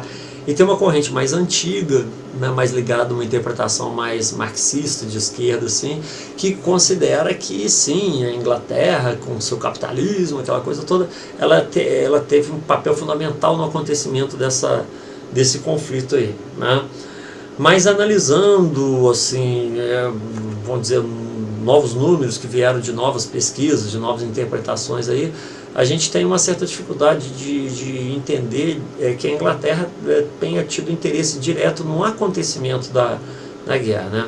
E qual seria o interesse inglês em acabar com um mau exemplo? Que mau exemplo Paraguai que é esse, né? Segundo essa interpretação, o Paraguai seria um país, dentro do contexto aí da América do Sul, um país moderno, onde você não tinha escravidão, onde você era um país industrializado, modernizado, enfim, né, muito bacana, um país muito legal, que servia, né, e a Inglaterra teria ficado preocupado com isso, falou, pô, um país desenvolvendo aí, indústria, daqui a pouco ele vai ficar independente da minha economia, isso aí, se essa moda pega, para mim não vai ser legal, é melhor acabar com essa história logo de cara. Bom, ao que tudo indica, o Paraguai não parecia ser uma ameaça à Inglaterra, né? Principalmente porque houve um certo exagero, né, nessas interpretações mais antigas aí, em dizer que o Paraguai era um país moderno, que era industrializado, né? Números mais atuais mostram que existia uma interdependência ainda muito grande da economia paraguaia com a economia inglesa, né? E que inclusive o Paraguai era um grande comprador de produtos ingleses ali da região. Então quer dizer, como que um parceiro comercial seu, como é que você vai, eu vou atacar, vou destruir um grande parceiro comercial que eu tenho aqui? E não dá então para você entender que eles tinham uma economia independente, tão moderna assim. É difícil de acreditar nisso, né? Então, por isso que os historiadores mais atuais, eles desconsideram esse fator, não é? O meu posicionamento, isso é uma opinião, o que parece, pelo que eu já li, de documentário e tudo mais, é que quando a guerra parecia ser já inevitável, quando esse conflito já vinha assim, se mostrando bastante claro no horizonte, né? Você estava vendo, não, cara, a guerra vai acontecer, essa guerra vai acabar acontecendo. E a Inglaterra tratou de cuidar dos interesses dela, né? Na hora que ela percebeu, vai acontecer, então, já que vai acontecer, deixa eu tomar partido aqui, ver o que é mais interessante para mim, tá? E acabou entrando aí, né, como uma espécie de financiadora, de mediadora da guerra, fornecendo armamento para os países, né, emprestando dinheiro, os países se endividaram com a Inglaterra nesse sentido aí, né? E ao que parece, a Inglaterra ficou mais do lado da Tríplice Aliança, que era uma aliança formada por Brasil, Argentina e Uruguai, para lutar então contra o Paraguai, tá? E por que a Inglaterra teria ficado? Porque se você juntasse esses três países, eles representavam, digamos assim, um mercado bem maior para a Inglaterra do que o Paraguai. Se você fosse considerar isoladamente, talvez o Paraguai fosse muito interessante. Mas como o Paraguai estava com problemas com o Brasil, estava com problema com a Argentina, e tinha problemas também com o Uruguai, que no momento do início da guerra era um aliado do Paraguai, depois eu vou explicar isso um pouquinho melhor, né? Acabava que esses três países juntos aí, eles eram mais interessantes. Você falou, bom, então já que a guerra vai acontecer, eu vou ficar do lado dos maiores aí, que eles têm maior possibilidade de vitória dentro dessa guerra aí, né? Pelo menos é isso que me parece que foi a intenção da Inglaterra, tá certo? E resolvendo essa situação, a gente acaba com esses conflitos, a gente já faz um arranjo entre esses países, aí dá um jeito de pacificar a relação entre eles de uma vez por todas. E aí a situação pacificada volta à normalidade do comércio que eu tenho com esse país, porque a guerra em si, apesar dela ter trazido para a Inglaterra algumas vantagens, né, porque vendeu armamento, emprestou dinheiro, depois esses países ficaram mais dependentes da Inglaterra, mas vários outros produtos que normalmente ela costumava vender para os países ali da região, esse comércio desses outros produtos acabou ficando prejudicado, né? Então ela ganhou de um lado, mas está perdendo do outro. Então o mais interessante para a Inglaterra é que houvesse, digamos assim, uma relação mais estável entre entre esses países aí para que ela conseguisse dar continuidade à venda dos produtos que ela queria para os países da região, né? Pelo menos essa é a interpretação que eu faço. Então, houve participação da Inglaterra? Houve articulação da Inglaterra? Houve, inclusive isso é documentado, né? Agora o que não dá para falar é que a Inglaterra foi a grande culpada da guerra. É ela que provocou, porque ela queria acabar com o mau exemplo do Paraguai. Então esse mau exemplo não era um exemplo tão bom assim, né, de desenvolvimento, o que parece, porque os governantes do Paraguai, no caso o último governante, o último ditador, eram ditadores, né, isso que eu queria falar. Então a coisa não era tão moderna assim. Vamos dar continuidade aí aos nossos slides, né? Então, esses teriam sido, sim, os principais fatores. Tá? Aí nós temos aqui alguns antecedentes. Vocês vão ver, né, que a disputa entre dois partidos, brancos e colorados, afetava a política brasileira na região. Os colorados eram favoráveis, né, aos interesses brasileiros na região, os brancos não. Né? Então, toda vez que chegava um branco ao poder, tinha problema com o Brasil. Então, vocês estão vendo, em 1851, Oribe assume o poder no Uruguai, agora por Rosas, né? E aí o que vai acontecer? O Oribe era branco, então, portanto, contrário aos interesses do Brasil ali na região. Né? Aí teve problema de invasão de fronteira, teve bloqueio comercial, aí o Brasil foi lá e interviu na região, mandou exército para lá. Então, confusão, briga, tá? Conflito. E aí depois, né, teve uma união entre o Brasil e o Urquiza, o presidente lá da Argentina, né, e opositor aí do Oribe. E aí o que vai acontecer? Vai haver uma derrota do Oribe e do Rosas, né? E isso vai resultar na livre navegação da região ali, que era interesse do Brasil. Resumindo, tá? Essas trocas de poder aqui para o Brasil significava problema, principalmente quando esses brancos chegavam ao poder. E aí o Brasil acabava intervindo, mandando tropas ali pro Uruguai, tá bom? Vamos ver o próximo slide. Tá? E aí depois, mais tarde, o que acontece, né? O pessoal começa a se revoltar contra a presença do exército brasileiro lá no Uruguai, e através dessa revolta um outro branco consegue chegar ao poder, que é esse Aguirre aqui, né? E aí vai ter invasão de terra, invasão de fronteira, que é problema todo, né? E aí o que acontece? Um navio brasileiro é preso, né, lá no Uruguai. E aí o Brasil manda um ultimato, falou, se você não soltar esse navio aqui, eu vou fazer guerra contra você. Aí o Uruguai, não tô nem aí, entendeu? Caguei pra você, cara, não tô nem aí, tá certo? E aí o que vai rolar, né? O Aguirre, percebendo já que ia acabar acontecendo uma guerra entre ele, Uruguai, com o Brasil, se alia a Solano Lopes. Por que ele se aliou ao Paraguai, gente? Porque o Paraguai, nessa época, ele tinha um exército muito grande. Esse ditador aí, o Solano Lopes, Francisco Solano Lopes, ele tinha um grande exército na sua mão, né? Dizem números aí que na época anterior à Guerra do Paraguai, se você pegasse o exército argentino, uruguaio e brasileiro, não dava o exército paraguaio, né? Então era um exército muito grande, um exército bem treinado, tal, né?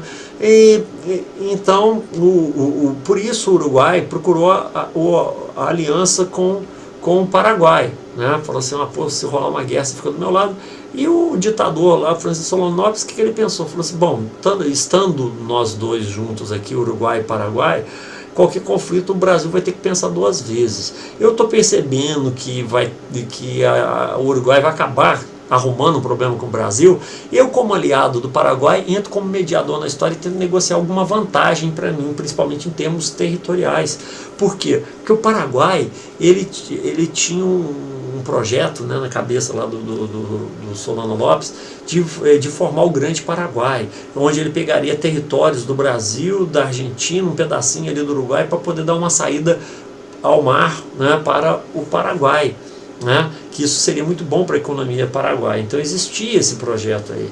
Não era um projeto anunciado, mas todo mundo, né, dentro do governo já sabia mais ou menos que o Solano Lopes tinha esse sonho maluco aí de aumentar os territórios paraguaios para dar uma saída para o mar, pro Paraguai, né? E aí o Solano Lopes pensou o quê? Falou, tá, o Uruguai arruma uma confusão com o Brasil e eu tô junto, aí o Brasil querendo arrumar uma encrenca com dois países de uma vez só, ele vem negociar e eu me coloco como mediador e tento pegar um pedacinho de terra para mim ali, negocio alguma coisa com o Uruguai também e vou tentar levar alguma vantagem nessa história aí. Mas o que aconteceu foi que a guerra estourou, bicho, entendeu?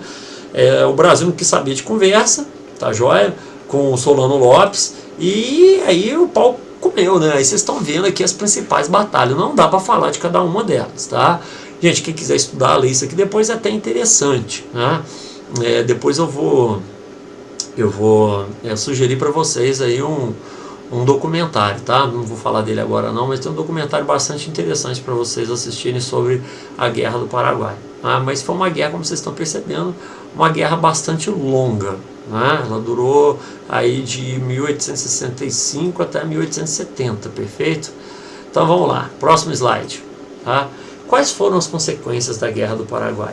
Para o Paraguai, isso representou a destruição, cara, porque quando juntou esses três países, Brasil, Argentina e Uruguai, contra o Paraguai, né, com a ajuda ainda da Inglaterra, bicho, aí o Paraguai não tinha chance. Mesmo tendo um exército poderoso, o Brasil tinha marinha, o Paraguai quase não tinha marinha, né, o exército brasileiro tinha, vamos dizer assim, uma capacidade de reposição de soldados que iam morrendo na guerra, o Paraguai já não tinha, né, tanto é que quando acabou a Guerra do Paraguai, o que aconteceu? Você quase não tinha mais gente, homem, em idade adulta no Paraguai, eles tinham morrido quase todos. No final da guerra eles estavam colocando até criança para lutar no exército paraguaio, né? Enfim, para o Paraguai, cara, foi o holocausto, né, cara? Por isso que o Paraguai até hoje é um dos países mais pobres aqui da América, né, do continente americano. A Guerra do Paraguai acabou resultando numa destruição, assim, no aniquilamento, né, do Paraguai. Para o Brasil, representou endividamento externo, né? O Brasil ficou muito endividado, tá joia? Os outros países, Uruguai, Argentina, ficaram igualmente endividados. O Paraguai ficou endividado com todo mundo, né? A dívida do Paraguai com o Brasil, ela só foi perdoada, porque paga ela não foi, ela só foi perdoada no governo de Getúlio Vargas. Getúlio Vargas perdoou a dívida do Paraguai para com o Brasil, falando, não vai pagar mesmo, não é bobeira, a gente ficar cobrando desse povo, eles estão em dificuldade, deixa para lá, né? O exército brasileiro, ele cresceu, tá? Ele se fortaleceu, tá? Por quê? Bem rapidinho, tá? Não sei se vocês lembram, mas lá no período regencial foi criada a Guarda Nacional, né? E a Guarda Nacional foi criada para quê? Para ser um exército de elite, para bater no povo, vamos falar assim, né? Toda vez que tivesse manifestação, chama esse exército. Mas quando fosse para ir para a guerra de verdade, esse exército não dava conta. Então eles tiveram que, meio que às pressas, reestruturar o exército brasileiro, e nessa reestruturação esse exército se modernizou, ele cresceu, ele ganhou novos armamentos, né? Armamentos mais modernos, foram criadas escolas superiores dentro do exército, as chamadas escolas de guerra, né? As escolas superiores de guerra, para a formação dos oficiais brasileiros, enfim, né? E com isso acabou fazendo com que esse exército se tornasse uma instituição grande, forte, poderosa. E aí, gente, quem foi que deu o golpe que acabou com a monarquia? Foi o exército. Vamos ver então que a Guerra do Paraguai ela foi assim, bastante definitiva, né, para o fim da monarquia no Brasil, né? Esse exército, tá joia? Eu não sei se está mostrando aqui no slide, vamos dar uma olhadinha, tá? Deixa eu ver aqui, ó. Tá assim, ó. O que acontece? Esse exército se torna republicano. Lembra das escolas superiores de guerra que eu falei para vocês? Então, nessas escolas, além de várias matérias que se ensinava lá, né? Física, engenharia, né, astronomia, se ensinava também, tá legal? Filosofia. A filosofia mais corrente daquela época era o positivismo, e o positivismo ele era republicano, ele era republicanista, defendia a república. Então os oficiais do exército brasileiro acabaram se tornando republicanos durante esse período aí de formação, de crescimento do exército brasileiro, vinculado aí à Guerra do Paraguai, tá bom? Então esse exército cresceu, ficou forte e republicano. E vocês viram lá, eu não comentei lá no slide, mas vocês viram que além de republicano ele virou também o que? Abolicionista. Por que ele virou abolicionista? Porque houve uma grande participação de escravos, tá, no exército brasileiro durante a Guerra do Paraguai. Por tudo que eu já li e pesquisei, é um exagero falar que o exército brasileiro era um exército composto por escravos, era um exército de escravos. Um dia desse eu vi um documentário aí na internet, um carinha falando que 90% do exército brasileiro é composto de escravos. Não bate, cara, não bate. Escravo era caro, ainda mais nessa época, tá vindo pouco escravo. Cara, você vai pegar 90% do exército brasileiro composto por escravo? Não faz sentido, tá? Não existem números que comprovem isso. O que a gente sabe é que teve sim, tá, uma grande participação de escravos nesse exército. Por que isso acontecia? À medida em que a guerra foi avançando, que foi morrendo pessoas, que era cada vez mais necessário um número maior de soldados, as convocações para o exército brasileiro e para compor, né, a guerra, ia se tornando cada vez mais frequentes e maiores, e começou a atingir pessoas da classe média alta, quando ele estava pegando gente até da elite. O que essas pessoas faziam para poder escapar? As pessoas que tinham um pouco de recursos compravam um escravo e mandavam no lugar dele. Era o único jeito dele não ir para a guerra. Ele era convocado. Para ele se livrar dessa convocação, se ele não tivesse, ele comprava um escravo e mandava, esse aqui é voluntário, tá? Aí criou-se lá o corpo dos voluntários da pátria, como ficou bastante conhecido, né? Então, os escravos não eram voluntários coisa nenhuma, né? A maioria deles acabou indo obrigado, né? Falou, estou te comprando, você vai para a guerra no meu lugar. Eu quero, esse aqui, ó, é voluntário, entendeu? E pronto, ia no lugar do cara, tá? Então acabou que o número de escravos que participavam dessa guerra era grande. Mas o escravo que fosse para a guerra, detalhe, era prometido a ele a liberdade, tá? Bom, o que isso tem a ver com o abolicionismo dentro do exército, gente? Esses escravos, uma vez no exército, eles participaram dessas lutas, cara, tipo, com bravura, sabe? Com louvor. Tem louvor na guerra? É difícil, né, cara? Guerra, violência e tal, morre gente, sofrimento. Não sei se existe algum louvor na guerra, mas enfim, né? Esses escravos aí lutaram com honra, né? E aí isso sensibilizou os soldados, os sargentos e os oficiais do exército brasileiro, que quando acabou a guerra eles falaram, cara, não faz sentido a gente continuar escravizando esse povo aí, tá? Eles têm tanto valor quanto qualquer um branco aí, tá? Então isso meio que quebrou paradigmas, preconceitos dentro do exército brasileiro. E esse exército brasileiro, quando ele voltou, o que o pessoal estava falando? Vamos pegar os escravos de volta, que a gente precisa deles para poder trabalhar, investir dinheiro no cara, tal, sei lá. Aí isso, criou vamos dizer assim, uma revolta dentro do exército. Por que esses caras que lutaram pelo Brasil, né, que arriscaram a vida dele, que lutaram com bravura aí, eles não deveriam ter interesse nenhum nessa guerra aí, né? Porque essa guerra não é deles, né? É uma guerra feita para os senhores deles, entendeu? Os caras que estavam escravizando, estavam lutando pelos seus senhores, e mesmo assim eles lutaram. E agora os caras querem que os caras voltem a ser escravos. Então o exército brasileiro ficou indignado com isso, falou assim. Aí, né, nesse momento, né, no momento da volta da guerra, aí que esse exército bate o pé, falou assim, não, o cara que é escravo, ele deixou de ser escravo quando ele entrou no exército brasileiro. Não existe escravo dentro do exército brasileiro. Uma vez dentro do exército já é livre, tá? Então acabou que eles se tornaram abolicionistas, começaram a aderir à causa abolicionista. Olha o tamanho do problema. Qual que era a instituição mais poderosa do Brasil naquele momento? Exército. Esse exército, qual que é a mentalidade política dele? Republicana, tá legal? E também abolicionista. Olha o tamanho do problema, tá? Vamos continuar aí, então. E, além desses problemas todos, né, esses países envolvidos na guerra passaram por dificuldades econômicas, inclusive o Brasil, porque estava endividado, né, tinha gastado muito dinheiro, essa guerra não resultou, vamos dizer, em ganho econômico nenhum para o Brasil, enfim, crise econômica. Tá? Esse foi o saldo da guerra para os países envolvidos, inclusive para o Brasil. Vamos ver aqui o próximo slide. Tá? E aqui então a gente já vai analisar a crise e o fim da monarquia. Vamos ver os fatores aqui. Transformações sociais e econômicas. O que essas transformações sociais e econômicas têm a ver com o fim da monarquia? Vamos lá, gente. A monarquia no Brasil, ela foi criada para representar quem? A elite. Então, quer dizer, essa monarquia, ela não tinha muito vínculo com o povo. Não vou falar que não tinha vínculo nenhum, porque Dom Pedro I era um cara popular, mas depois, durante o governo dele, deixou de ser. Aí depois entrou Dom Pedro II, todo mundo estava cansado daquelas revoluções, acreditavam que Dom Pedro II poderia. Mas a gente sabe que era um governo de elite. A monarquia no Brasil foi um governo elitista, né? Então, quer dizer, não tinha vínculos fortes com o povo brasileiro, né? Principalmente aquele povo que estava mais distante do Rio de Janeiro. Aquelas pessoas que estavam lá dentro do Rio de Janeiro, né, na cidade do Rio de Janeiro, viviam lá, por causa da proximidade com o imperador, as festas que eles faziam lá, as cerimônias, acabava criando uma certa coisa no imaginário dele. Nossa, estamos aqui a monarquia, rei, imperador.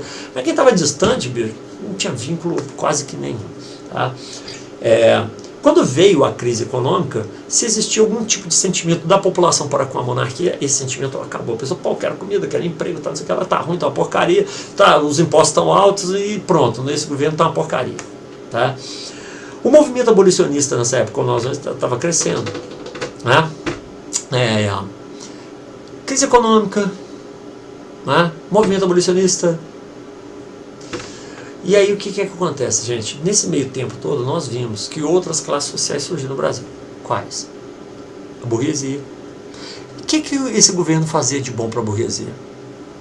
Nada, não tinha política nenhuma voltada para o comércio, não tinha política nenhuma voltada para a indústria. Se vocês quiserem saber disso, assistam o filme Mauá. Tá? Tem um filme que fala sobre o Barão de Mauá, que foi o maior empresário do Brasil do século XIX, o cara era dono de quase tudo. Ele era um visionário, ele queria que o Brasil se industrializasse, se modernizasse, queria acabar com a escravidão no Brasil, era um abolicionista convicto, né? E foi o cara mais rico do Brasil lá no século XIX, tá certo? Mas o que o governo fazia para esse cara? Quase nada, pelo contrário. Quando não podia ajudar, atrapalhava, tá certo? Então, o governo não tinha vínculo nenhum com o setor industrial, não tinha vínculo com os operários, uma mudança social que estava acontecendo, não tinha vínculo com os imigrantes eram maltratados e o governo fazia lei nenhuma para beneficiar, muito pelo contrário, lembra da lei de terras? Fazia lei quando fazia era para prejudicar. Então, quer dizer, essas novas classes sociais que foram surgindo no Brasil, elas não tinham vínculo com a monarquia e elas estavam crescendo, tá? Então o contato com o governo monárquico em relação à sociedade brasileira estava só diminuindo por causa justamente dessas mudanças. Professor, os cafeicultores tal, lembra que eu falei que eles tinham mentalidade um pouco diferente, que eles não tinham o mesmo espaço na política? Pois é, com o passar do tempo eles começaram a ver na monarquia um governo onde eles jamais teriam um espaço político que as antigas elites tinham. E naquele momento eles eram muito mais ricos, muito mais poderosos do ponto de vista econômico do que a antiga elite. Falou, pô, cara, se eu tenho mais dinheiro, sou mais poderoso, por que eu não tenho o mesmo poder dentro da política? Por que eu não tenho a mesma influência dentro da política brasileira? Esses caras da antiga têm, essas famílias tradicionais. Então esse governo monárquico aí para mim não serve. Tá? Então até essa classe social poderosa começou a virar republicana, começou a fundar partidos republicanos no Rio de Janeiro, São Paulo, né? Depois em Minas Gerais, tá certo? Começaram a defender a ideia da república, falar que a monarquia tinha que acabar no Brasil. Isso era um fato grave para o governo monárquico, né? Pessoas poderosas. Então, quer dizer, o povo não estava com o governo, os operários, os trabalhadores urbanos não estavam com o governo, os imigrantes não estavam com o governo, essa nova elite rural aí dos cafeicultores não estava com o governo. Então é nesse sentido, tá legal, que as transformações econômicas e sociais pelas quais o Brasil passou acabaram se constituindo como um fator da crise e, consequentemente, fim da monarquia aqui no Brasil. A campanha abolicionista, né, a gente sabe que estava na gênese, na formação do governo monárquico, a escravidão. Estava na Constituição, era um direito, tá legal? E aí o movimento abolicionista, não, a gente quer acabar com isso, quer acabar com isso, quer acabar. E acabar com a escravidão significava o quê, gente? Acabar com um dos principais interesses dos latifundiários no Brasil. E o governo monárquico, como vocês estão percebendo, ele tinha apoio de quem aqui no Brasil? Da elite, tá? Então acabar com a escravidão significava acabar com o único vínculo que o governo monárquico tinha com uma parte da sociedade brasileira, uma parte importante que era a elite. Tá? Então, quanto mais o movimento abolicionista crescer, por favor, leia sobre o movimento abolicionista aqui no Brasil, é muito interessante e também importante. Tá? Costuma cair muita questão em provas de vestibular sobre o movimento abolicionista aqui no Brasil. Fique atento, ultimamente tem caído. Tá? Então esse movimento abolicionista estava crescendo, ganhando as ruas, ganhando as cidades no Brasil afora, né? E quanto mais esse movimento crescia, mais a monarquia se enfraquecia perante a sociedade brasileira. Bom, a campanha republicana, não precisa nem te explicar, se eu quero república eu não quero monarquia. Então essa campanha republicana também estava se tornando forte, crescendo, com adesão inclusive de quem? Do exército. Né?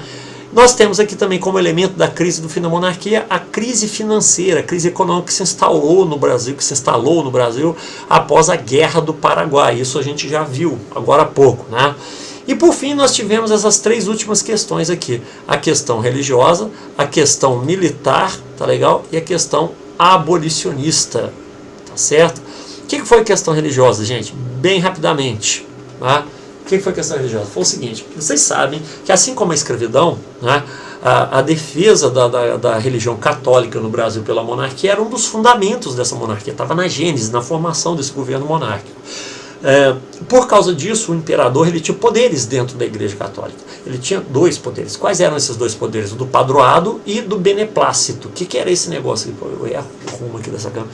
O que eram esses poderes? Os poderes do padroado e do beneplácito. O padroado era o direito que o imperador tinha de escolher autoridades eclesiásticas no Brasil. Então, quer dizer, eu vou escolher um bispo. Quem que escolhia? Era o imperador. Ele tinha esse poder, ele tinha esse direito.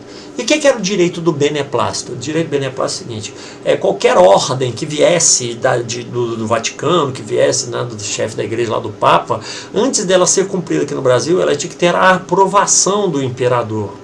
Se ele não desse a sua aprovação, ou seja, se ele não desse o seu beneplácito, essa ordem não era seguida aqui no Brasil. Pois muito bem, o que aconteceu? A igreja, o Papa, lá, o Vaticano, lançou a Bula Syllabus, e nessa Bula Syllabus, dentre outras determinações, estava de que não poderia haver mais relações entre maçons e católicos. Ou seja, você tinha que escolher. Você quer ser católico, você não pode ser maçom. Você quer ser maçom, você tem que sair da igreja católica, tá? E o imperador resolveu não conceder o seu beneplácito para só. Por quê? Porque ele era maçom, a maioria dos políticos no Brasil eram maçons, então não tinha como fazer essa ordem ser cumprida aqui no Brasil. Bom, então o que rolou? Ele não deu beneplácito, mas alguns bispos resolveram expulsar de ordens religiosas pessoas que eram maçons. Ou seja, eles descumpriram uma ordem imperial. O que o imperador fez? Mandou prender esses caras e condenou-os a trabalhos forçados, cara. Aí os católicos acharam isso, pô, cara, prendeu o bispo, como é que pode um negócio desse? Esse governo não está com Deus. As pessoas eram muito religiosas naquela época, né? Então isso soou como um absurdo por parte da população. O pessoal da elite, muitos deles maçons, não ligaram, mas quem era do povão mesmo, que não era maçom nem não participava de porcaria nenhuma, achou um absurdo, porque era católico, falou, pô, caramba, como é que pode o imperador fazer um negócio desse? Isso queimou o filme da monarquia, tá? E aí o imperador, para tentar amenizar as coisas, mudou a pena dos caras, né? Tirou de trabalho forçado, falou assim, não vai ser trabalho forçado, vocês vão ficar só em reclusão dentro dos seus, das casas paroquiais aí, tá tudo beleza, né? Até terminar a pena. Mas mesmo assim, não adiantou muita coisa. O filme deles, do imperador, ficou queimado perante os católicos do Brasil. E a igreja católica, digamos assim, se sentiu mais à vontade para poder fazer críticas ao governo, coisa que não acontecia, tá? Principalmente com relação ao que, gente? Com relação à questão da escravidão, tá? Muitos padres já começaram a defender abertamente a ideia da abolição. Falou, pô, que a gente tem que acabar com isso aí e tal, né? Principalmente onde esses padres tinham mais apoio do movimento abolicionista, né? Em lugares mais distantes, onde os coronéis mandavam, aí os padres não gostavam de desafiar muito o poder deles não, mas em muitos lugares, em muitas igrejas, muitos padres começaram já a falar abertamente contra a abolição da escravidão. Ou seja, mais um vínculo do governo monárquico rompido com a sociedade brasileira, nesse caso com a igreja católica, né? Um pilar aí da monarquia estava abalado. E nós temos aqui, né, a questão militar. O que foi esse negócio da questão militar? A questão militar foi o seguinte: vocês perceberam, gente, que o exército ele voltou republicano e abolicionista, e era uma instituição poderosa, grande e tal, né? E aí os caras começaram a fazer críticas também, eles se sentiram vontade, nós estamos podendo, né? Nós somos foda e tal. E aí os caras começaram a dar declarações, né? Reclamar de certas ações do governo. Não vou entrar em detalhe porque senão vai estender a aula, já está muito grande, né? Mas, enfim, eu sei que não estava legal. Aí o governo mandou os caras calar a boca, tá? E teve uns que não calaram não, o que o governo fez? Mandou prender, falou, prende esse cara aí e tal. E um desses não foi preso. Por quê? Porque a ordem cabia a um superior hierárquico, né? Então o Marechal Deodoro da Fonseca ele foi encarregado de prender o coronel Sena Madureira, né? Lá no Rio Grande do Sul. E o Deodoro da Fonseca, herói da Guerra do Paraguai e tal, uma das figuras mais respeitadas, ou a figura mais respeitada dentro do exército, né? Chegou e falou, não vou prender não, o cara é herói de guerra junto comigo, entendeu? Lutou com a gente na Guerra do Paraguai, aí, brasileiro honrado, não vou botar esse cara na cadeia não. Aí o que o governo monárquico fez? Destituiu o Deodoro da Fonseca do cargo de presidente de província do Rio Grande do Sul, que ele era tipo governador lá do Rio Grande do Sul, e ele também foi destituído do cargo dele de comandante das armas do Rio Grande do Sul, e aí ele foi para o Rio de Janeiro. Quando ele chegou lá no Rio de Janeiro, o clube militar promoveu uma festa para poder receber. E nessa festa ninguém desceu a lenha no governo. Fala, pá, é um absurdo, tudo isso que lá, essa pessoa honrada aqui, o Deodoro da Fonseca, conta com o nosso total apoio. Aí o governo ficou sabendo, isso vazou para a imprensa e tal. E aí o governo mandou os caras calar a boca. Sabe o que os caras falam? E ameaçaram o Deodoro de ser preso. Bom, o que o exército falou? Se prender o Deodoro da Fonseca, é guerra, revolta, intervenção militar. Tá legal? Aí o governo, opa, peraí, e se o exército fizer isso, quem poderá nos defender? Cara, não tinha chapolim colorado que fosse dar jeito no negócio, tá? Então o que acabou acontecendo foi que o governo acabou recuando tal, e fez uma espécie de acordo lá com o exército, para falar, não fala mais não, tá? Quando você tiver alguma coisa para reclamar, reclama direto para mim, porque senão fica uma coisa ruim. Mas o fato é que o exército brasileiro, que já não estava se dando muito bem com o governo monárquico, depois desses episódios todos aí, que ficou conhecido como a questão militar, acabou ficando totalmente fora da área política do governo monárquico. Ou seja, não tinha mais nada a ver com a monarquia. Tá? Eles eram republicanos, eram abolicionistas, né? E não concordavam com nada com o governo, e depois desse desgaste aí com o governo monárquico já não existia mais um clima legal entre o exército brasileiro e o governo monárquico. Né? Então olha só, gente. O governo monárquico no Brasil, ele não tinha apoio do povo, ele não tinha apoio dos operários, ele não tinha apoio dos imigrantes, ele não tinha apoio da burguesia industrial, porque não fazia nada para ninguém nesse sentido, né? E não tinha apoio da nova elite rural, tal. Não tinha apoio da igreja, agora não tinha apoio do exército. Quem é que ainda apoiava esse governo? A elite rural era a única que ainda apoiava. Mas o que aconteceu no dia 13 de maio de 1888, hein, gente? O que foi que aconteceu nesse dia? A abolição da escravidão no Brasil. Tá? A Lei Áurea, a famosa Lei Áurea, que acabou com a escravidão. E aí, gente, do ponto de vista político, o último grupo que ainda dava apoio para o governo monárquico era a elite rural. Após a abolição da escravidão, o que aconteceu? Esse grupo não apoiava mais o governo monárquico. É só isso que aconteceu. Tá legal? Ou seja, o governo monárquico já não tinha vínculo com ninguém aqui no Brasil. Era só uma questão de tempo até esse governo cair. Tá? E foi isso que aconteceu. No ano de 1889, próximo do fim do ano, estava rolando um boato de que o governo monárquico ele iria prender e exilar do Brasil os principais oficiais do exército brasileiro e alguns dos seus principais opositores, com o objetivo de fazer uma grande reforma militar e também política no Brasil. Tudo isso na base do desespero, para tentar segurar ainda a monarquia no Brasil, porque essa monarquia já não conseguia mais sustentar, tá? Não tinha apoio de mais ninguém. E aí o exército brasileiro pensou o quê? Falou, cara, não vamos esperar para ver se isso vai acontecer ou não. Então, boato falso, boato verdadeiro, por via das dúvidas, vamos já acabar com esse governo agora. Tá? Então, na madrugada do dia 14 para o dia 15 de novembro de 1889, o exército brasileiro, com o apoio dos partidos republicanos, aí, liderados principalmente pelos cafeicultores de São Paulo, Rio de Janeiro e Minas Gerais, né, acabaram desfechando um golpe e acabando com a monarquia no Brasil. Bom, vamos dar uma olhadinha aqui, né?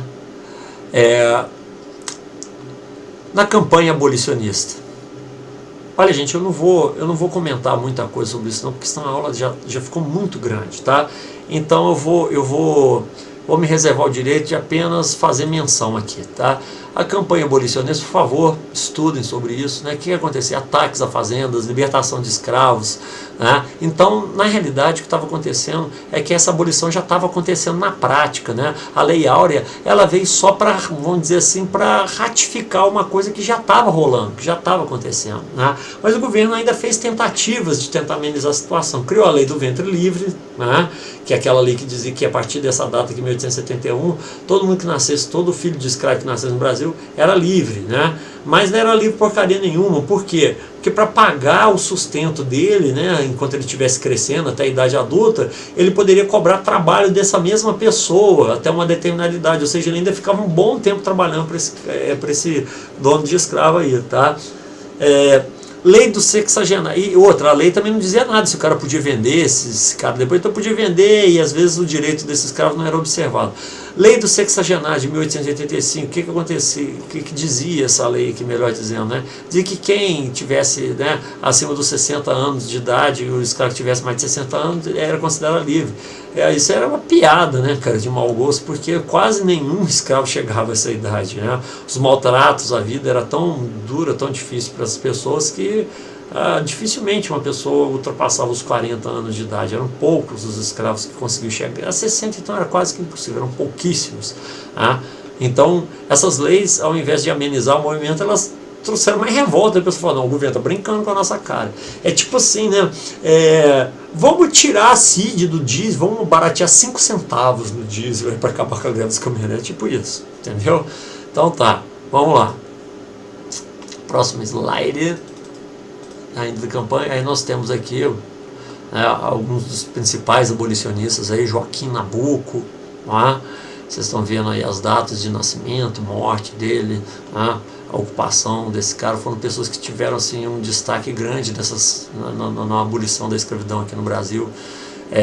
José do Patrocínio, pessoa importante. Esse cara aqui, só para vocês terem uma ideia, ele era filho de escravos, não podia, era proibido estudar, não podia estudar, e ele conseguiu se educar assistindo aula escondido, né? Então ele meio que se esgueirava, ficava perto da janela, né, da escola, assim, com um pedaço de papel velho, assim, e com carvão, tá? E escrevendo aquilo que o professor ia falando. Então ele foi estudando assim, por conta dele, escondido, olhando pela janela, porque ele não podia, era proibido. Se liga, cara. Na história nem todo mundo teve esse direito que você está tendo aí não, tá? Então esse cara foi assim que ele conseguiu se educar, se tornou advogado, jornalista, né? Também foi farmacêutico, né? Chegou a estudar direito, enfim. E esse cara foi um grande batalhador aí pela causa abolicionista, tá? Vamos ver aqui Castro Alves, né, o poeta Castro Alves aí, né, também foi um cara que assim, criou diversas obras aí inspiradas nas ideias abolicionistas, era um fervoroso defensor do abolicionismo, né? Aí depois nós temos já aí slides que vão falar da questão militar, né? Vai falar da questão religiosa, que eu já contei para vocês, né? Então não tem necessidade da gente ver isso aqui. Aí a gente vai estar vendo aqui, né, depois do golpe republicano, a implantação da república, mas esse não é o assunto mais para nossa aula. Galera, é o seguinte, pelo tamanho da aula aqui, eu acho que não vai sobrar tempo para vocês fazerem os trabalhos não, tá? De qualquer maneira eu vou passar para a turma lá, se for necessário eles aplicam o trabalho para vocês, se não for possível fazer, aí na escola vocês depois entregam. Valeu? Obrigado pela atenção, tá? Nós encerramos aí então o assunto, o segundo reinado, beleza?